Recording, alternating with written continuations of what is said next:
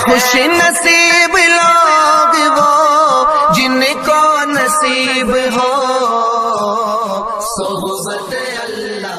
راہ ولی میں وہ تاثیر دیکھی، بدلتی ہزاروں کی تقدیر دیکھی۔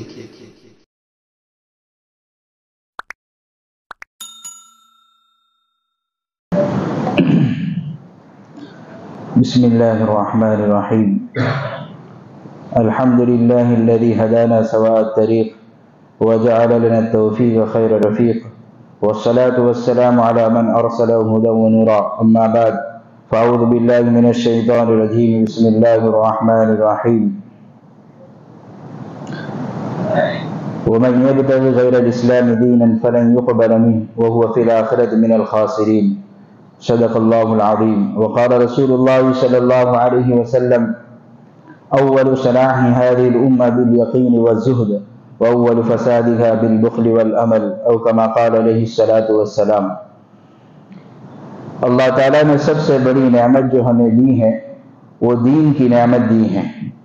اللہ تعالیٰ قرآن میں فرماتے ہیں اليوم اکملت لکم دینکم، کہ ہم نے دین کو کامل اور مکمل کر دیا، اب کہیں دیکھنے کی ضرورت نہیں ہے۔ اور آگے اللہ فرماتے ہیں وَأَتْمَمْتُ عَلَيْكُمْ نِعْمَتِي، یہ دین میری نعمت ہے۔ اور آگے جو جملہ آیت ہے قرآن کی وہ ہمیں بہت خوش کر دیتی ہے کہ وَرَضِيتُ لَكُمُ الْإِسْلَامَ دِينًا، کیا مطلب؟ جس طریقے سے اگر شوہر کوئی چیز پسند کر کے لے جاتا ہے تو بیوی خوش ہو جاتی ہے، اگر ابا اماں اگر پسند کر کے اپنی اولاد کے لیے لاتے ہیں تو اولاد خوش ہو جاتی ہے۔ یہاں اللہ کہہ رہے ہیں کہ میں نے تمہارے لیے پسند کیا ہے، بولو کتنی خوشی ہونی چاہیے کہ دین اسلام کو تمہارے لیے پسند کیا ہے، تو پھر سوچو کتنا اندر خوش ہونا چاہیے، اور اندر کی خوشی کے ساتھ ہمیں دین پر عمل کرنا چاہیے۔ اور اللہ تعالیٰ نے قرآن میں فرمایا ان الدین عند اللہ الاسلام، اللہ کے یہاں جو محبوب ہے وہ دین اسلام ہے۔ اب یہ باتیں نہیں ہیں ان کو بھی راضی کرو ان کو بھی راضی کرو، ہمارے یہاں تو صرف دین اسلام میں ہی کامیابی ہے۔ اور آگے ایک جگہ اللہ یہ بھی فرما رہے ہیں وَمَن يَبْتَغِ غَيْرَ الْإِسْلَامِ دِينًا فَلَن يُقْبَلَ مِنْهُ وَهُوَ فِي الْآخِرَةِ مِنَ الْخَاسِرِينَ، اگر کوئی اور طریقے پر چل کر آئیں، اگر کوئی اور طریقے کو اپنا کر آئیں تو اللہ قرآن میں فرما رہے ہیں ہرگز ہم قبول نہیں کریں گے، اور سب سے بڑا نقصان دنیا میں بھی ہے اور آخرت میں بھی۔ اس لیے اللہ تعالیٰ نے ہمیں جو جینے کا طریقہ بتایا وہ قرآن میں ہے، اور کیسا جینا چاہیے آپ صلی اللہ علیہ وسلم نے عملاً کر کے چلے گئے کہ ایسی زندگی گزارنی۔ اور ابراہیم علیہ السلام کے بارے میں قرآن میں اللہ نے فرمایا انہوں نے ہمارا نام کیا رکھا ہے، تو کہ هو سماکم المسلمین، کہ ہمارا نام مسلمان ہے۔ مسلم کس کو کہتے ہیں؟ جو اللہ کے ہر حکم کو ماننے والا ہے، اور اللہ کا مطالبہ بھی ہے وَلَا تَمُوتُنَّ إِلَّا وَأَنْتُمْ مُسْلِمُونَ، کہ کیا کرو تو کہا مرنے تک اللہ کی مان کر زندگی گزارو، اپنی چاہت سے نہیں، من کا آیا وہ نہیں کہ بھائی سب چیزیں میری ملک ہے، جسم میرا ملک ہے، میں مالک ہوں، گھر کا مالک ہوں، میں اپنی چاہت سے چلوں گا۔ اسی لیے یہ جسم جو ہے وہ اللہ کی امانت ہے، اسے سوسائڈ کرنا حرام ہے، جسم ہمارا نہیں ہے، یہ اللہ کی امانت ہے، اس کو ایسے ہی چلانا پڑے گا جیسے اللہ نے قرآن میں سمجھایا ہے اور آپ صلی اللہ علیہ وسلم نے عمل کر کے بتایا ہے۔ اس لیے سب سے بڑی فکر یہ ہو کہ 100% دین پر ہم عمل کریں۔ اب دین کس کو کہتے ہیں؟ مولانا انعام الحسن صاحب رحمۃ اللہ علیہ نے بتایا کہ دین کس کو کہتے ہیں۔ ہم دین کہتے ہیں اللہ کے حکم کو، نبی کے طریقے کو۔ مولانا انعام الحسن صاحب رحمۃ اللہ علیہ نے فرمایا دین کہتے ہیں 5 شعبوں میں اللہ کے حکم کو، اور 5 شعبوں میں اللہ کے نبی کے طریقے کو۔ جس طریقے سے ایک پھول کو گلدستہ نہیں کہا جاتا ہے، اس طرح کسی ایک حکم پر عمل کرنے کو دین نہیں کہا جاتا ہے۔ دین کا گلدستہ تو 5 شعبوں سے مل کر بنتا ہے۔ اسی لیے اللہ تعالیٰ نے مطالبہ کیا ہے یا ایھا الذین آمنوا ادخلوا فی السلم کافۃ، پورے اسلام میں داخل ہو جاؤ تو اللہ تعالیٰ کامیاب کریں گے۔ اب وہ 5 شعبے کیا ہیں؟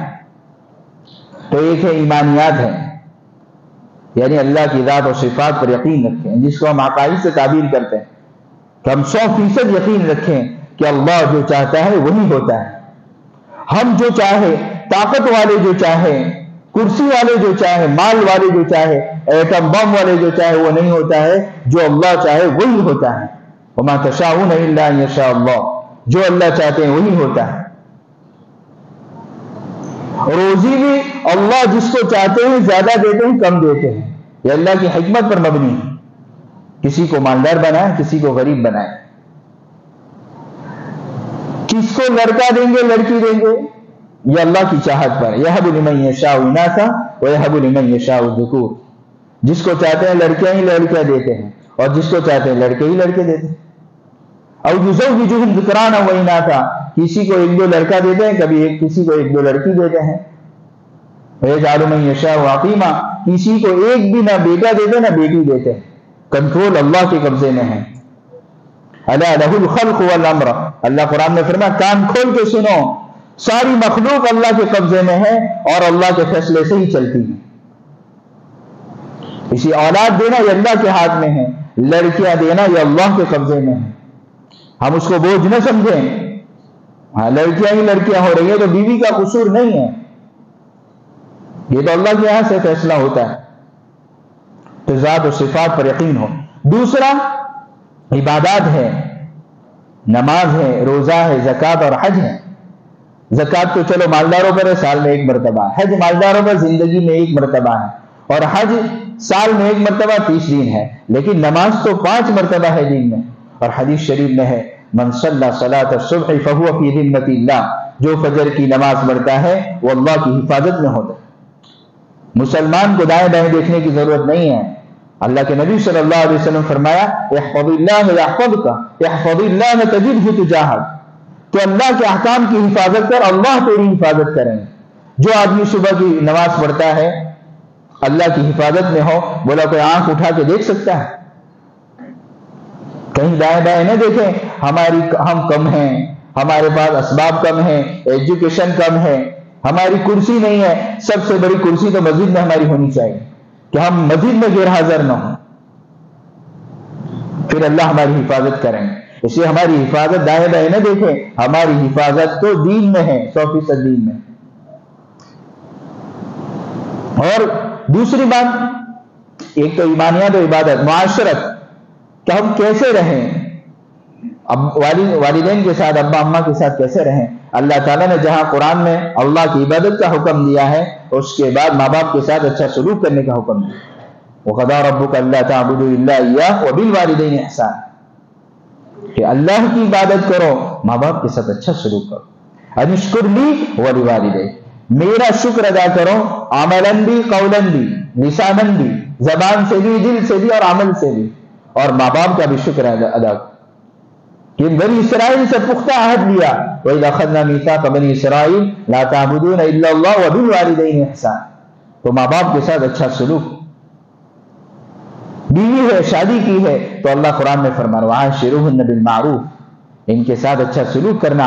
ہو سکتا ہے کوئی چیز ان کی بری لگے، فَإِن كَرِهْتُمُوهُنَّ فَعَسَىٰ أَن تَكْرَهُوا شَيْئًا وَيَجْعَلَ اللَّهُ فِيهِ خَيْرًا كَثِيرًا، لیکن ہو سکتا ہے اس میں خیر کثیر ہو، بہت فائدہ ہوتا ہے کبھی۔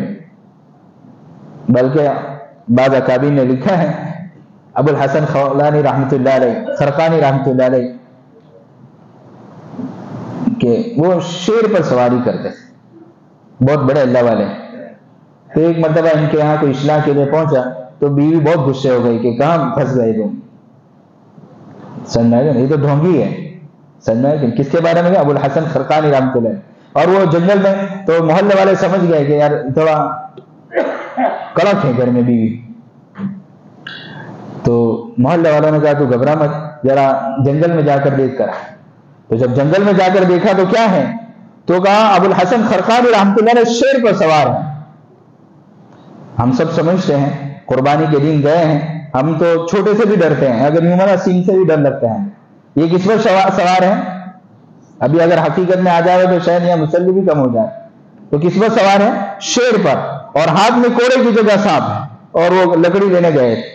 تو وہ تعجب میں پڑ گئے، گھر میں تو یوں کہا کہ ڈھونگی ہے، اور کہاں پھنس گئے، اور وہ بیچارے آئے تو بہت دور سے، اب مثال کے طور پر گجرات میں آئے، آسام سے، بہار سے اتنے دور سے سفر کر گئے، اور آ کر گھر میں ہی رپورٹ یہ ملے کہ یہ تو ڈھونگی ہے۔ تو کتنی تکلیف ہو. لیکن یہ تو دیکھا کہ شیر پر سوار ہیں تو ابو الحسن خرقانی رحمۃ اللہ سمجھ گئے، کہاں ان کی برداشت کی ہے نا، اسی اللہ تعالیٰ نے ان کو میرا تابع بنا دیا. تو پتہ چلا گھر میں ان کی برداشت کرنے سے اللہ ولایت بھی دیا کرتا ہے. سمجھنا ہے کہ نہیں؟ کیونکہ ان کو دیندار بنانا ہے تو تھوڑا برداشت کرنا پڑے گا. ہمارے میاں مظہر جانے جانا رحمۃ اللہ علیہ ہیں، وہ فرماتے ہیں کہ میں نے، وہ اتنے نازک مزاج تھے کہ اگر وہ گدا آتا ہے نا اس کی سلائی بھی ٹیڑھی ہو تو ان کو نیند نہیں آتی تھی، اتنے نازک. لیکن بیوی بھی ماشاءاللہ ان کو ایسی ہی ملی تو کہا ان کے برداشت پر میرا ڈھنڈورا پی دیا، یعنی مجھے مقبولیت محبوبیت اللہ نے عطا فرمائی. تو ہم برداشت کریں، بیوی کا گھر میں برداشت کریں، برداشت سے گھر چلا کرتے ہیں. اور اولاد اللہ نے دی ہے، اولاد کی نعمت دی ہے تو ان کو دینداری کی فکر کریں، ان کے مکاتب کی فکر کریں. 3 گھنٹے بگڑا ہے مول صاحب کے پاس، کتنے گھنٹے؟ آدھا گھنٹے والا نہیں، ٹیوشن جانا ہے، یہاں جانا ہے. بہت محبت سے درخواست ہے اگر 2 یا 3 گھنٹے ہمارے بچے مول صاحب کے پاس نہ رہیں اور ان کے اعمال اور عقائد کی کوئی حفاظت کا انتظام ہم نے نہیں کیا تو کچھ سالوں کے بعد ہم ان کے ایمان کو بچانا ہمارے لیے مشکل ہے. ابھی جو بچے اور جو نوجوان استادوں کے بعد 3 گھنٹے بیٹھے ہیں ان کو کوئی چیز پیش آتی ہے تو آ کر علماء کو پوچھتے بھی ہیں.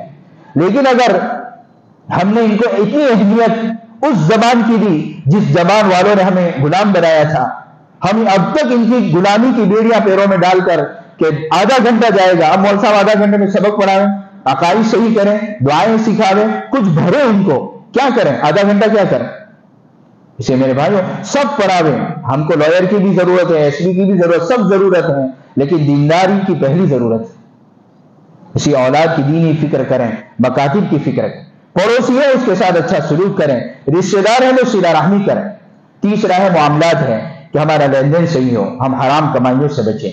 اگر حرام کمائی پیٹ میں جائے گی تو جس طرح 2 ویلر میں پیٹرول جاتا ہے ڈیزل نہیں، پیٹرول جاتا ہے ڈیزل نہیں، اس طرح یہاں حلال کمائی جائے گی تو گاڑی چلے گی. ورنہ اگر حرام گئے تو میرا دل و دماغ، میرا جسم، میری بیوی کی سوچ، میری اولاد، ان کے دل و دماغ کی سوچ حرام کی طرف جائے گی.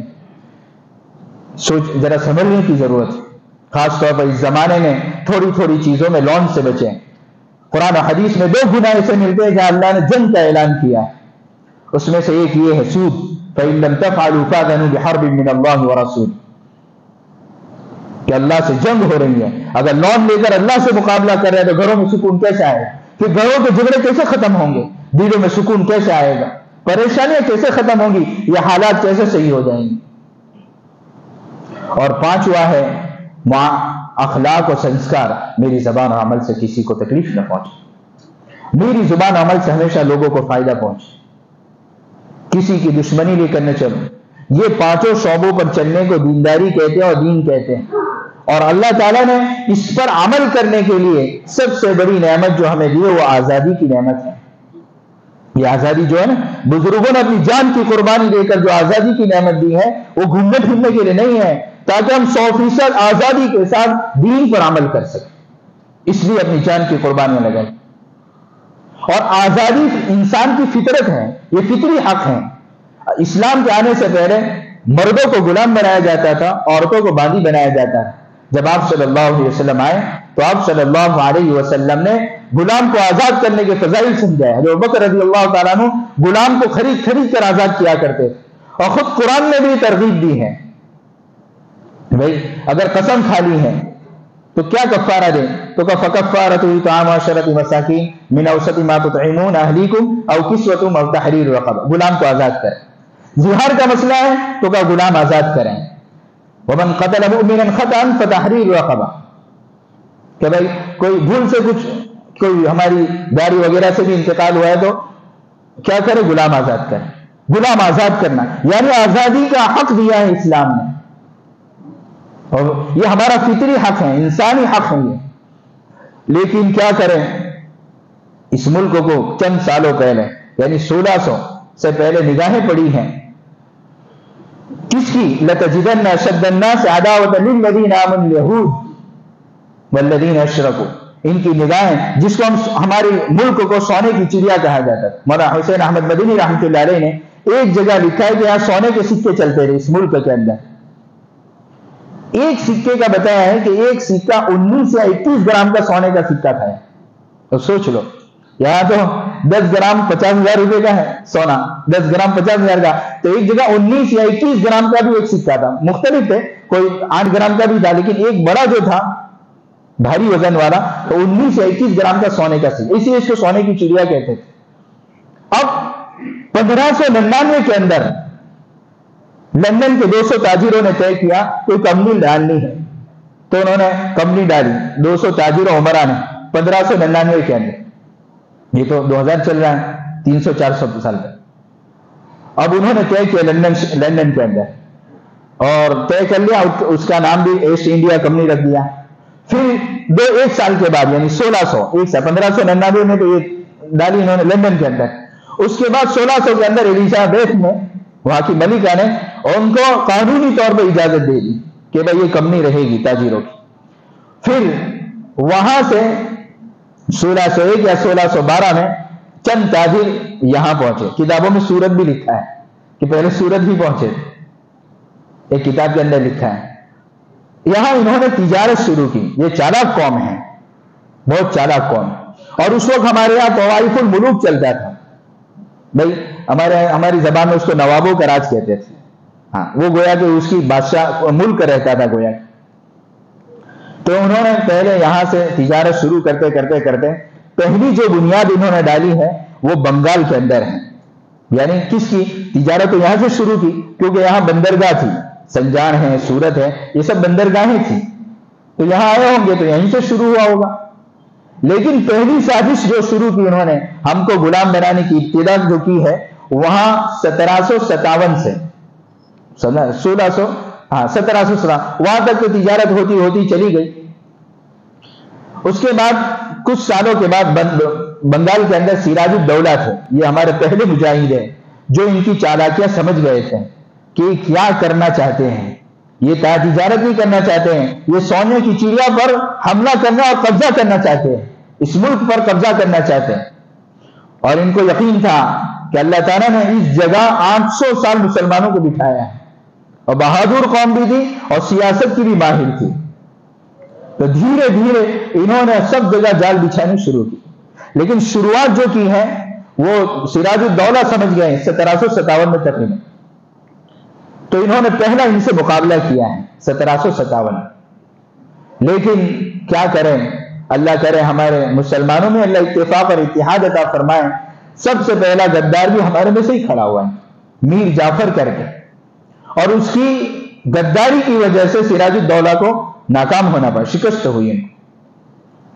اس کے بعد چلتے چلتے شاہ عبد العزیز محدث دہلوی رحمۃ اللہ علیہ، انہوں نے اس کو بھانپا ہے 1803 میں تقریباً.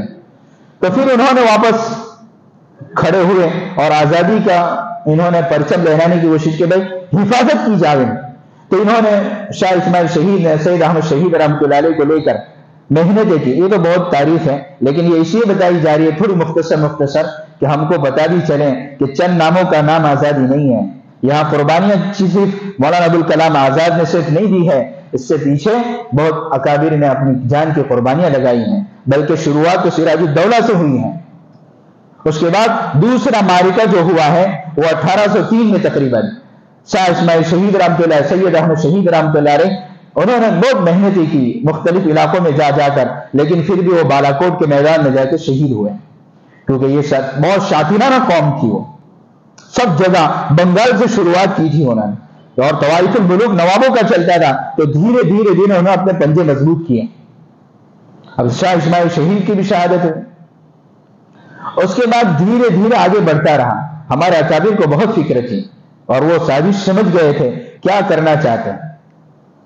اس کے بعد آگے بڑھا تو پھر 1857 آیا. 1757 کے بعد یہ کوئی آزادی کوئی چند سالوں کا نام نہیں ہے، صرف 1947 کا نام آزادی نہیں ہے، وہ تو آزادی ملی ہے. اس سے پہلے مسلمانوں کی کیا قربانی لگی ہے ہم کو اس کا پتہ ہونا چاہیے. یہ اسی لیے مختصر باتیں کی جا رہی. جب 1857 اس میں بھی بہت شہید ہوئے ہیں، کیونکہ ان کو یقین تھا کہ ان کے جذبے کو مٹانا ہی ہماری کامیابی ہے. تو 1857 میں پھر انہوں نے مقابلہ کیا آبار اکابر نے. اس میں تو ماشاءاللہ حافظ امین شہید رحمۃ اللہ علیہ بھی تھے، حاجی امداد اللہ مہاجر مکی رحمۃ اللہ علیہ. ہم تو شاملی کا میدان بھی سمجھتے ہیں، لیکن تھانہ بھون میں بھی مقابلہ ہوا، اسی وقت حاجی صاحب کو ہجرت کرنی پڑی تھی. تو 1857 میں جب مقابلہ ہوا اس میں بھی شکست ہو گئی. اب ہوا یہ کہ حافظ امین شہید رحم ان کی قبر پر گئے تھے، تو ان کی قبر میدان میں ہے گویا کہ حافظ امین شہید رحمۃ اللہ علیہ. لیکن آج تک لوگ جاتے ہیں روتے ہیں، وہاں کیا قربانی دے کر گئے، بہت کم عمر میں شہید ہوئے ہیں، لیکن وہاں بھی شکست ہوئے. لیکن انہوں نے یہ بات تو سمجھ لی کہ جب تک علماء رہیں گے وہاں تک بہت مشکل ہے. تو انہوں نے آرڈر جاری کر دیا پھر کہ جو کرتا پائجامے میں علماء نما ملے. کیوں کہ وہ اکابر تھے، پتہ ہی نہیں چلتا تھا. ایک مرتبہ وہاں قاسم صاحب نانوتوی رحمۃ اللہ علیہ کا وارنٹ جاری ہو گیا، تو پکڑنے کے لیے آئے ان کے آدمی، تو کسی مسجد میں تھے قاسم صاحب نانوتوی رحمۃ اللہ. آ کر اس نے پوچھا کس کو؟ مولانا قاسم صاحب نانوتوی رحمۃ اللہ علیہ کو، کہ قاسم نانوتوی کہاں ہے؟ تو ہمارے ایک کتاب پڑھائی جاتی ہے، 3-4 کتابیں پڑھائی جاتی ہیں، منطق کی کتاب پڑھائی جاتی ہے، جو لائر لوگ پڑھتے ہیں، وکیل لوگ پڑھتے ہیں. اگر اس کو منطق ہمارے علماء اور ہمارے طلبہ اچھی طرح پڑھ لیں، چلانا بھی سیکھ لیں، تو پھر وہ جس طرح لائر کو اللہ ہوشیاری دیتے ہیں نا، اور لڑنے کی طاقت دیتے ہیں، مقابلے کی طاقت دیتے ہیں، دلائل سے میں کہہ رہا ہوں، میں ہاتھوں سے نہیں کہہ رہا، دلائل سے وہ اللہ تعالیٰ استعداد پیدا کر دے. تو مولانا قاسم نانوتوی سے آ کر پوچھا، کیونکہ وہ ایسا لگتے ہوئے جیسے سمجھ میں آئے کہ سیدھے سادے ایک دیہاتی آدمی ہوتا ہے. تو آ کر کہا کہ قاسم نانوتوی کہاں ہے؟ تو مولانا قاسم نانوتوی چند قدم ہٹ گئے.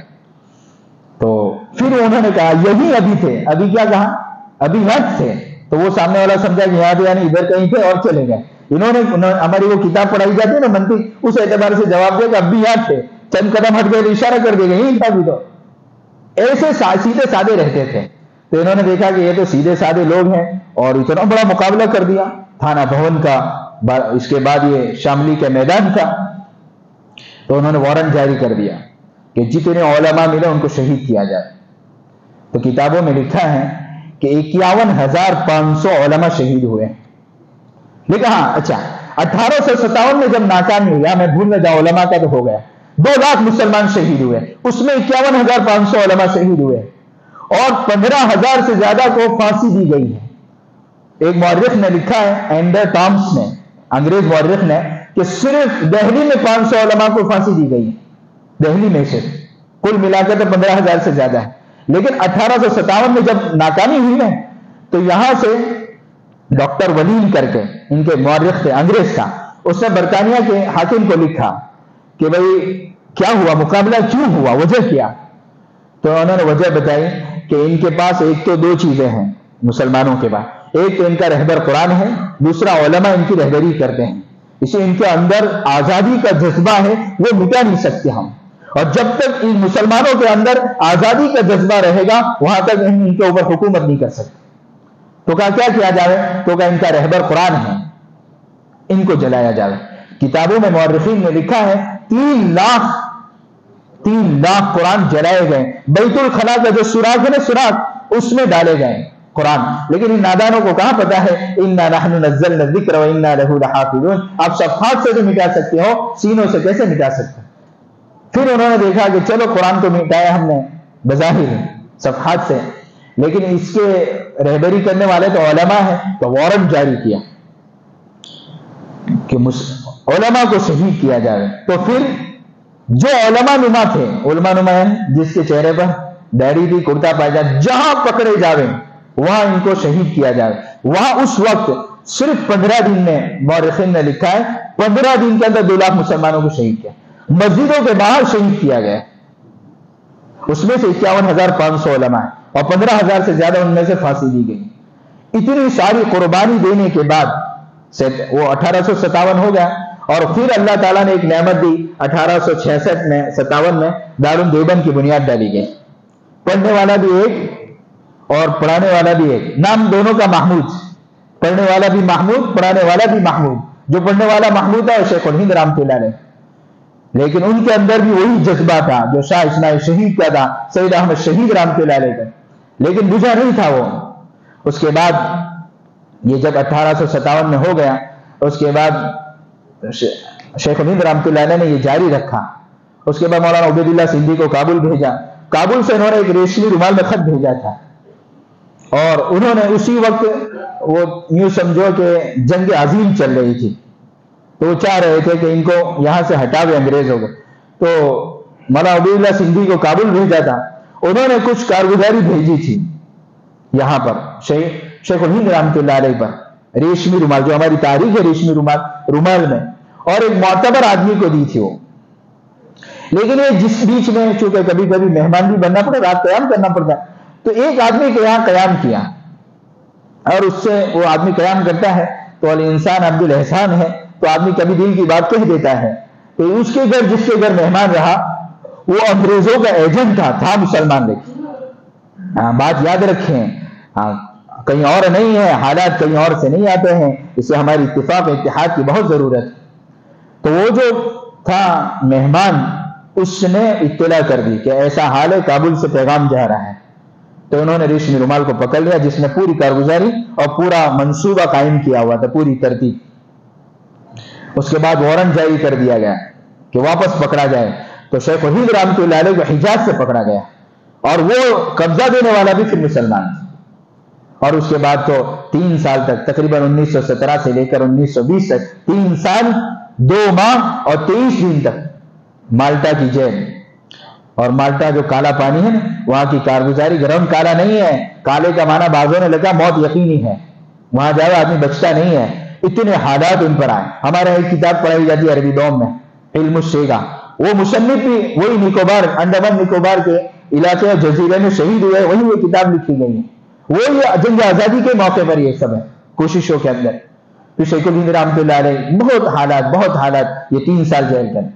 اس کے بعد بھی جب 1920 میں ان کو چھوڑ دیا گیا تو انہوں نے مستقل اس محنت کو جاری رکھا. مولانا حسین احمد مدنی نے، بلکہ جب تھانہ بھون میں ہوا تھا تو تھانہ بھون کے اندر تو شریک کون تھے، گویا کہ سپہ سالار کون تھے، تو کہ یہی مولانا رشید احمد گنگوئی ہے، مولانا قاسم نانوتوی، حاجی امداد اللہ مہاجر مکی. اس کے بعد ہوتے ہمارے پھر انہوں نے دیکھا ہمارے اکابر نے کہ 1757 میں بھی ناکام ہوئے، 1857 میں بھی ناکام ہوئے. تو پھر انہوں نے سوچا کہ ہمارے بھائیوں کو لے کر چلیں. پھر جب 1920 میں شیخ الہند رحمۃ اللہ علیہ جیل سے آئے ہیں، مالٹا کی جیل سے، اس کے بعد ہمارے مہاتما گاندھی جی کو ساتھ میں لیا، جواہر لال نہرو کو لیا ہے. اس کے بعد انہوں نے دیکھا کہ سارے مل کر آزادی لے سکتے ہیں، تو بلکہ علماء نے لکھا ہے فرنگی محلی رحمۃ اللہ علیہ نے مہاتما کا لقب دیا تھا. اور ہمارے تاریخ میں ہے، ہم جس گاؤں سے آیا ہوں میں کچھوری، جواہر لال نہرو وہاں پر بھی آئے.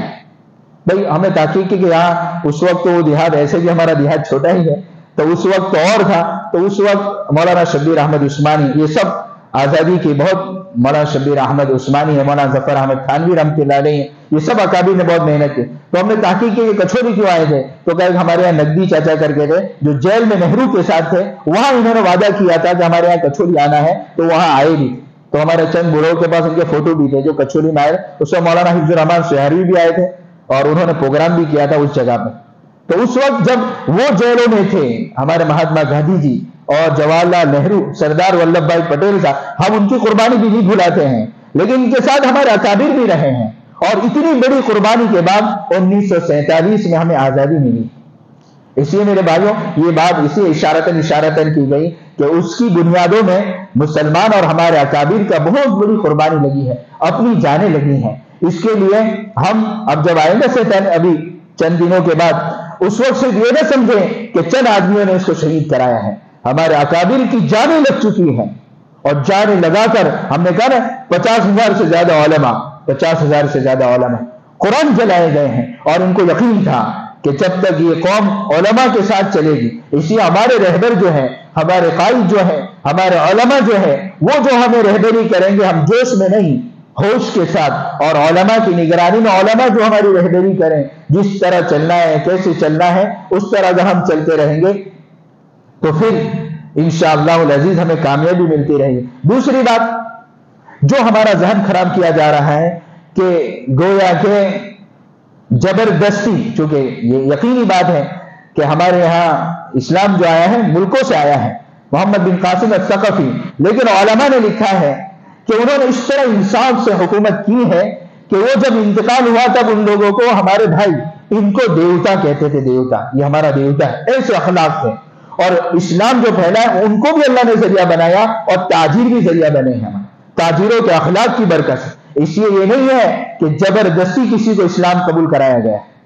کیوں؟ اس لیے کہ اگر یوں بولا جائے کہ زبردستی اسلام قبول کرایا گیا ہے، اس کا مطلب ان کا یہ کہنا ہے کہ ہمارے باپ دادا بزدل تھے، کیونکہ آدمی زبردستی کون قبول کرتا ہے؟ بولو، زبردستی کون قبول کر رہا ہے؟ اگر میں کہہ دوں یہی تم کو رہنا ہے، پال میں نکل نہیں سکتے، تو وہ کب تک ہو سکتا ہے؟ بولو، جب تک جس نے میرے پر پابندی لگائی وہ زندہ رہے وہاں تک، یا وہ پال میں رہے وہاں تک، یا اس کی نگرانی جب تک رہے وہاں تک۔ اب وہ مر گیا، وہ چلا گیا، پابندی ختم ہو جائے، پھر میں اختیار رکھتا ہوں کہ شہر میں بھی جاؤں، کہیں بھی جاؤں۔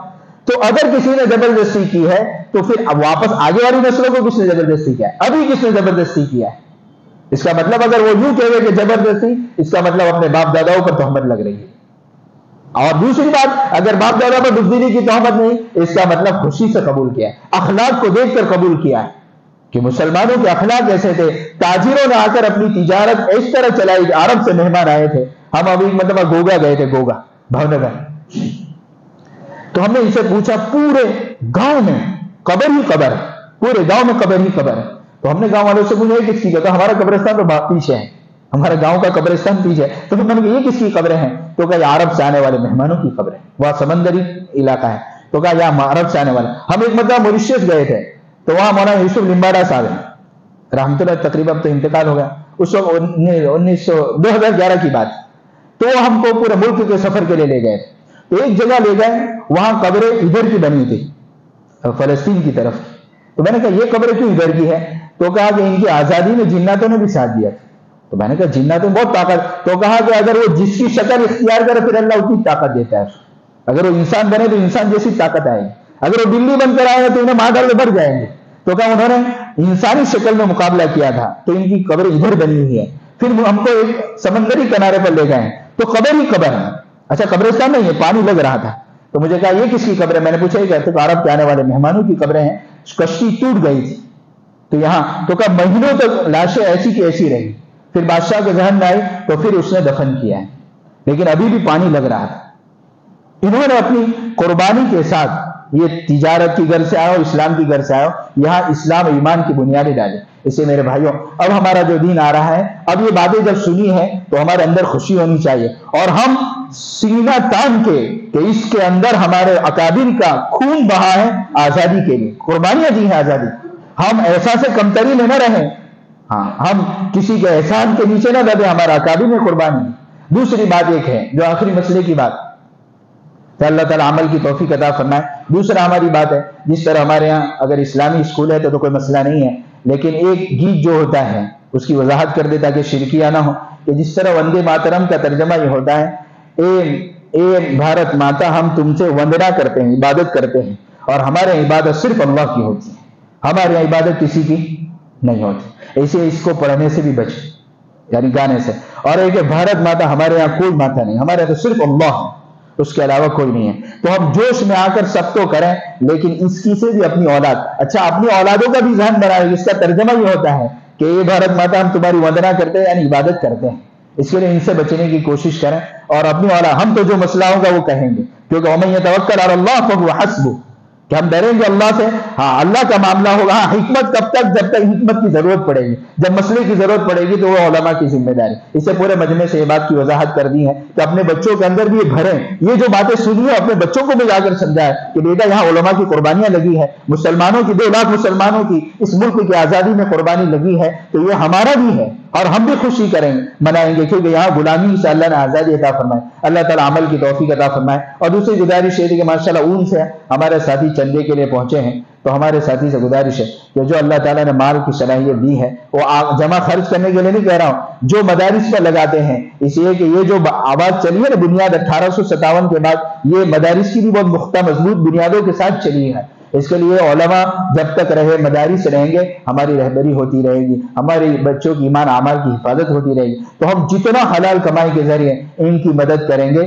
گویا یہ قاری طیب صاحب رحمۃ اللہ علیہ نے 1972 کے اندر بھوپال کے اجتماع میں یہ بات کہی تھی کہ دین کی حفاظت کا یہ بہت بڑا قلعہ یہ مدارس ہیں اور یہ مکاتب ہیں۔ تو ہم کو یہ اس کے بعد نماز کے بعد بیٹھیں گے تو ہماری آپ سے گزارش ہے، اللہ جتنی ہمت دے ان کے لیے مال لگائیں، اللہ عمل کی توفیق عطا فرمائے۔